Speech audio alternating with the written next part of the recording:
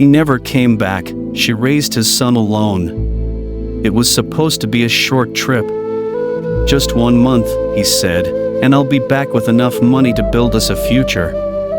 Her name was Ngozi, a shy, soft-spoken village girl whose dreams were small but sincere. All she wanted was a quiet life, a small farm, and the love of one man, Chijioke. They were young, married by tradition but bonded by something deeper, hope.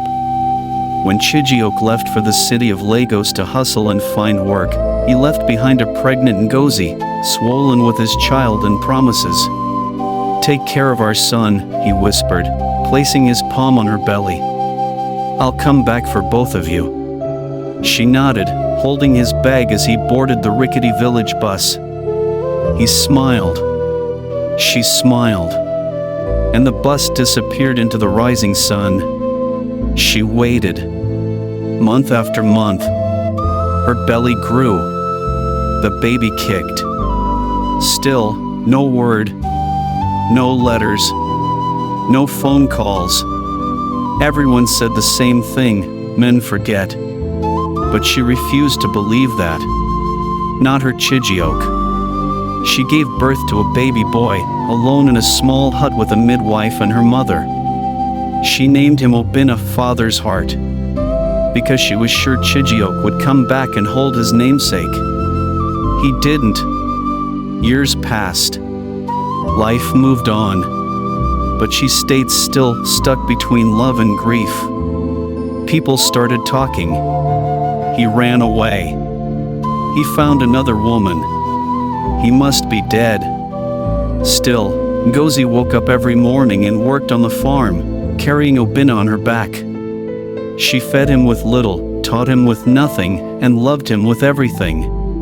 When he asked where his father was, she would smile and say, "He went far away, but he left you here, to remind me of him." As Obinna grew, he asked less about his father and more about his mother. "Why do you never rest, Mama?" "Because I am carrying 2 souls. Mine and your father's." There were nights she cried alone. When Obinna was asleep, she would sit by the lantern light and look at the only photo she had: Chijioke standing with her under a mango tree. Sometimes, she would speak to it. "Did you forget us? Or did the city swallow you whole?" She never remarried. Many men came. Some with money, some with soft words. But her heart was already buried in a place no one could reach. Instead, she raised Obinna with discipline, love, and prayer. She taught him how to plant yams, how to respect elders, how to survive pain with dignity. She never complained, never begged, never hated. And one day, Obinna, her son, graduated from university. Not with anyone's help, but through years of farming, saving, and sewing torn clothes at night. When he walked across the graduation stage, he searched the crowd and found her wrinkled, tearful, dressed in the same wrapper she wore on his naming day.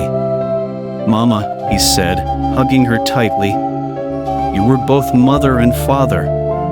You were my hero." She didn't reply. She only held him longer, as though holding him was like holding Chijioke again, the man who never came back, but left her something far greater. Some fathers leave. Some mothers stay. And in the silence of abandonment, love becomes sacrifice.